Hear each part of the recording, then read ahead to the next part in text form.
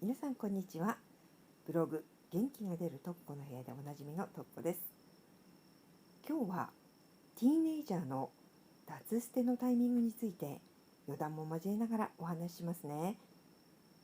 アトピー性皮膚炎に使ってきたステロイドをやめると恐ろしい副作用による離脱症状が起こることがあります。リバウンドって呼ばれてますね、日本では。私は全身ズル向けやけどのような見た目になる重症のステロイドの副作用を何度か体験しながらも、脱保湿という日本発祥の治療で普通の人生を取り戻した経験を日本だけでなく世界中にシェアし続けています。ステロイドの恐ろしさを知ってもらいたい、未来の子どもたちを救いたい、そんな思いとともにこの脱保湿という解決方法も同時に発信しています。答えなしで恐怖を広めるだけでは愛がありませんし、なかなか広まらないものです。ですが解決方法付きの情報発信なので、脱保湿で良くなった世界の仲間たちが自発的に啓蒙活動に次々と参加してくれて、戦わない静かな革命戦士たちが日々増え続けています。かくして私のブログは地球の裏側から南半球まで、両極と中東の紛争地域とアフリカの一部の国々を除いたほぼすべて世界の150カ国以上に広まり、私は毎日のように世界からのなんと無料悩み相談に追われることになってしまいました。無料ですよ、無料。これは言わせてくださいね。言うだけですっきりしますので、なんていうのは冗談ですけどね。もちろん全員に対応するのは不可能ですし、なんで私などのような素人にと思う気持ちは山々。大した役に立つ返事もできないのですが、なんとか時間を作ってでもお返事をしてあげたいという内容も多々あります。その中の一つに、ティーネイジャーのお子さんを持つ親御さんからの、お子さんに使ってきたステロイドをやめさせるべきかという相談があります。脱ステロイドをすると恐ろしい副作用が待っている可能性が高い。でも息子さん娘さんが幼い頃に、つまり子供さんは何も知らないのにステロイドを与えてしまった。その後悔の念で苦しんでいる親御さんが本当に多いんです。脱捨てをするかどうかはどこまでも決めるのはご本人ですし、私にできるのは情報提供と自分の経験のシェアくらいですが、今日はそんな親御さんたちへメッセージをお送りしたいと思います。さて、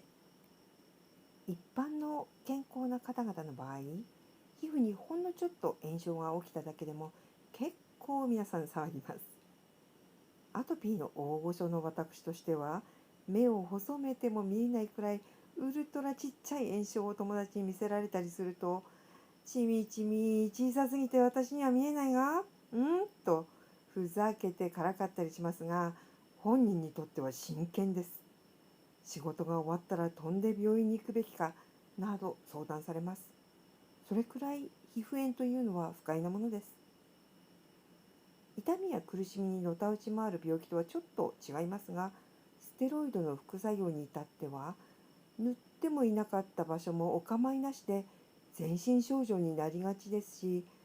誰にとっても相当な苦痛であることは間違いありません。たとえ毎日滝に打たれて修行してきたとしても、いざこの副作用を体験してみたら、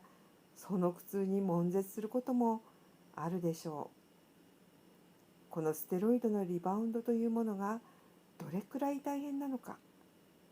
一つのエピソードをお話ししましょう。私のブログで脱保湿をやって全身症状のステロイドの副作用から4ヶ月で完治した80代の外国人の男性がいらっしゃいます。先日その方の国を訪れることができ、実際にご夫妻と直接お話しさせていただく機会がありました。そのご主人はかつてがんの闘病をされていましたが、勇敢に一切泣き言すら言わずに病気と対峙し、危険な症状にも前向きであり続け、手術を受ける決断をされました。そして無事手術から生還され、その重い病気を乗り越えられたという方です。80代とは思えないかくしゃくとした紳士からは、その頼もしい姿が十分想像できました。しかし次に彼を襲ったのはステロイドの副作用によるリバウンドでした。がんすら果敢に乗り越えた勇気あるその男性ですが、全身に広がる深い極まりない辛い症状と究極のかゆみに襲われ続け、彼は心まで疲れ果て、完全に絶望的な状態でした。なぜなら、たとえのたうち回るような苦痛でも、世界のどこにもこれといった解決方法が発表されていないからです。あらゆる民間療法を試しても、どれも効果はなく、恐ろしい症状に耐えるという日々を過ごすほかに選択がなかったのです。そもそも世界中どこの国でもステロイドの副作用は認めたくないお医者さんの方が多いので、解決方法など出てくるわけがないんです。ご夫妻は来る日も来る日も恐ろしい症状と格闘し、肉体的にも精神的にも限界まで追い詰められていました。私のブログを見つけるまでは。現在、脱保湿をやり遂げ、すっかり完治して元気になられたご主人をひたすら支え続けた80代の奥様がしみじみとおっしゃっていました。彼はがんの時も勇敢にへこたれなかったけれど、あの恐ろしい皮膚症状には泣いたのよ。私たちは結婚して60年以上になるけれど、彼が泣いている姿を私はその時人生で初めて見たわ。それくらい辛い症状なんです。私のブログと私が主催している Facebook の学習サイトで、ご夫婦で協力して徹底的に脱保湿を学びながら、希望を持って説明通りに脱保湿に取り組んだからこそ、80代でありながらもたったの4ヶ月で完治するという快挙を遂げられました。これは称賛に値します。ご夫妻は冷蔵庫に脱ステ脱保湿の提唱者である大阪の阪南中央病院の佐藤健二先生のお言葉を貼り、私の説明を繰り返し読んではご夫妻で復習し、学んだことを一言一句たりとも漏らすことのないように徹底的に実践されたからこそ成し遂げられたのです。脱保湿治療はきちんとやればこんな素晴らしい結果が得られますが、やり抜くという本気と覚悟なしではこのような快挙は得られません。この治療を知る前に、ご夫妻が想像を絶する苦しみと葛藤を経験されていたのは、このエピソードだけからも分かっていただけるかと思います。ですから簡単には脱してやった方がいいですよなどとは言えないんです。再度言いますが、本人の相当な覚悟と決断が必要なのです。一方で、実を言うと私は闘病中は1秒たりとも落ち込みませんでした。自慢のように聞こえるかもしれませんが、重症で身動きできない時も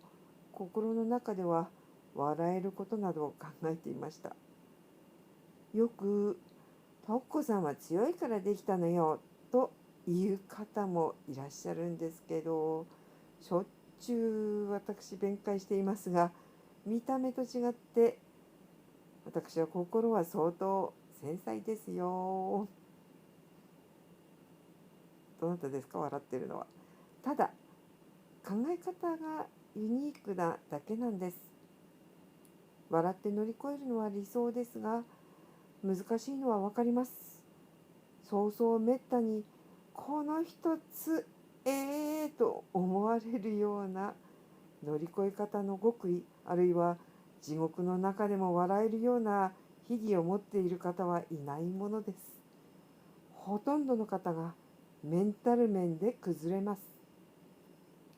人それぞれ人生で経験してきたことが違いますし、ましてや10代では筆舌に尽くしがたい苦難を乗り越えた子なんてなかなかいないのが普通でしょう。私の場合はたまたま根性が据わってしまうような経験をするという過去の出来事が苦難を乗り越えさせてくれる力をつけてくれたのかもしれません。どんな経験と聞かれたなら説明することはあるんですが、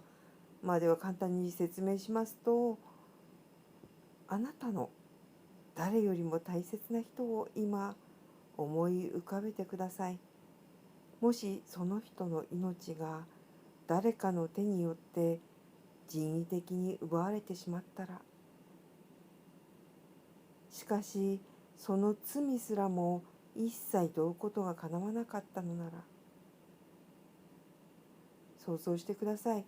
かけがえのない二度と取り戻すことのできない大切な命、どこにも代わりになるものはない大切なものを理不尽な形で失う、そういったやり場のない内臓がすべて口から出てきそうなくらいの苦しいことを過去に経験しました。その経験は私の根性を座らせてしまったようです。もちろん根性が座るまでには私としては6、7年くらいの心の中での葛藤はあったと思います。そんな経験からもステロイドの副作用は私にとっては命があるだけマシでした。そういえば私も認める根性の座った友人が一人いるんですが、一人っ子の彼女は10代の時にお母さんを病気で亡くしました。さらに翌年のお母さんの命日にはお父さんが自殺で亡くなられています。彼女もちょっとやそっとでは物事に動じません。ちょっと得意なサンプルを2名も挙げて恐縮ですが、私の場合は類は友を呼んだようですが、もしあなたのお子さんにそういった経験がないのなら、やはり乗り越える壁が高いということは肝に銘じていてください。人生にはどうすることもできないことはあるんです。ステロイドの副作用だってそうです。一旦自分の身に起こってしまったのなら、これはもう乗り越えるしかないんです。しかし乗り越えるしかない、やるしかないなんていう心境に到達するには、年月や経験やそんなあれこれが必要なんです。ですから脱捨てをするという決断をするときは、つらい救いがたいほどのよっぽどの経験でもなければ乗り越えるのは簡単ではない。恐ろしい想像を絶する経験が待っているかもしれない。半端ない苦しさを体験するかもしれない。それを覚悟して絶対的な決意を持った上で始めてほしいんです。10代のお子様なら確かに乗り越えるには辛すぎるくらいのことになるかもしれません。ただそういった説明も理解できる年齢ではあるはずです。それほどの経験をするかもしれないけれど、学校もしばらく行けなくなるかもしれないけれど、ある意味社会人になってから仕事に穴を開けたり、あるいは長期病欠で退職することになって明日の生活も保障されない、そんな窮地に追い込まれるよりは先に通り過ぎた方がましかもしれない。もしそう思われるなら、断固たる覚悟を持ってお子さんと本当に脱捨てにチャレンジしてみたいのか、時間をかけて話し合ってみてください。無責任なアドバイスに聞こえるかもしれませんが、話し合える年齢になっていることは一つの救いです。意外とさほど重くなく終わることもできるかもしれませんし、あるいは心まで壊れそうになるくらいの重傷になるかもしれません。こればかりは誰にも分かりません。世界にもデータがないのですから。再度言いますが、薬の副作用というのは恐ろしいものです。想像もしなかったような本当につらい症状を経験するかもしれません。学生さんで脱捨てする方々は留年することも十分ありえます。周囲と同じようにと育てる日本の文化では、仲間と足並みを揃えることができなくなることはご本人には相当なプレッシャーだと察するにあまりあります。恋をする年頃でもあります。見た目が悪くなることは耐え難い苦しみでもあるでしょう。でも塗ってしまった事実は変えられませんし、ありがちですが、ステロイドが効かなくなって症状が現れてしまってからではコントロール不能なのです。脱保湿治療を徹底的にやってなんとか最短期間で脱出する以外、今のところ地球規模で見ても手段はないと思います。ただ世界中が羨むような脱保湿の情報が得られる日本にいるだけでも本当にラッキーなことだということは知っていてください。自分の身に起こった症状は自分が乗り越えるしかありません。だとしたら脱捨てをティーンエイジャーでするのであれば、社会人になる前にやってよかった、そう思ってプラスの気分に無理やり持っていくしかないんです。親子でその思いを維持するのが大事です。とても厳しい話ですが、結婚するのであれば親御さんは悩まないという決意をしてください。そもそも一番苦しいのは症状を体験する本人、お子さん自身なんです。本人が苦しいのに親御さんまで苦しんでいたのでは、お子さんがもっと苦しくなります。ステロイドを塗ったことに罪の意識を持つ必要はないのですよ。世界規模で誰もが気づかなかった皮膚炎治療の間違いの一歩に、あなたが気づかなかったからといって自分を責めないでください。良かれと思って症状が良くないお子さんを何とかしてあげたくて、お子さんへの愛から選択した治療のはずです。愛で行動したことに後悔する必要はないんです。ステロイドを塗ったことも当時は愛だったんです。アトピーや湿疹へのステロイドの使用は地球規模でやってきた間違いです。あなただけが間違っていたとかいうレベルの話ではないです。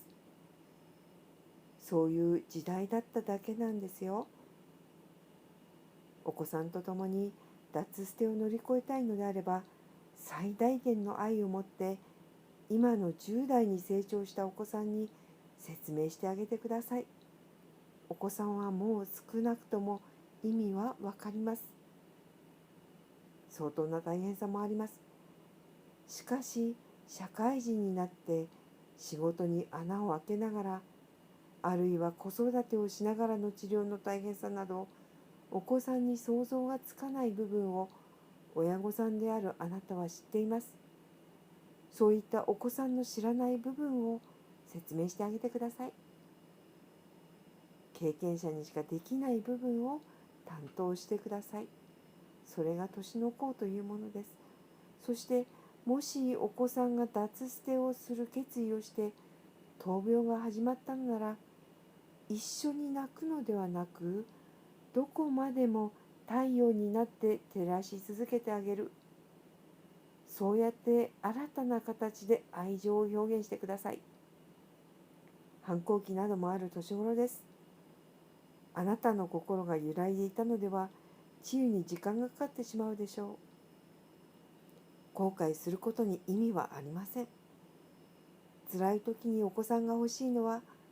大丈夫だよ、必ず良くなるよという親御さんの与えてくれる明るさと良くなる術を知っているという安心です。なかなかお子さんに決断を迫っても決められないものです。それでも壮絶な症状を乗り越えることになるかもしれないのですから、どこまでも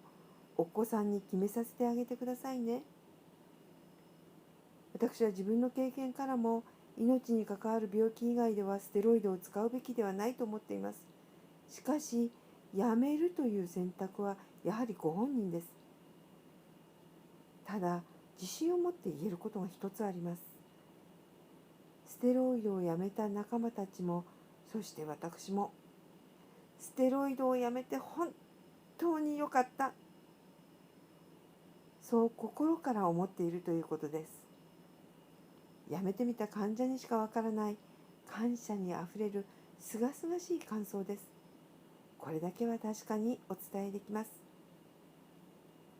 かつての私はティッシュの箱を素手で壊せば血だらけになりました。ステロイドをしばし使わないと紙一枚持つこともできないほどのぐちゃぐちゃの症状を繰り返す人生でした。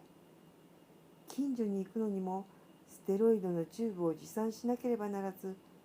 指は10本ともなんだか生肉に薄いセロファンを乗せたかのような弱さでした。それが今は何一つ治療道具を持たずに外出し、海外旅行にすら薬を持参しません。道具がなければ時には段ボールすら頑張れば素手で開けちゃったりもできます。ワイルドですね。そして肌には皮脂が出てきたところもあります。今までの私の人生ではなかったことです。どこかの最高のタイミングであなたのお子さんもそんな風に健康へのありがたさをかみしめることができる日が訪れることを心より祈っています。ご本人にとってのベストなタイミングで強い意志を持って脱捨てに成功されますように。必ず良くなりますよ。一日も早く良くなってくださいね。とっこでした。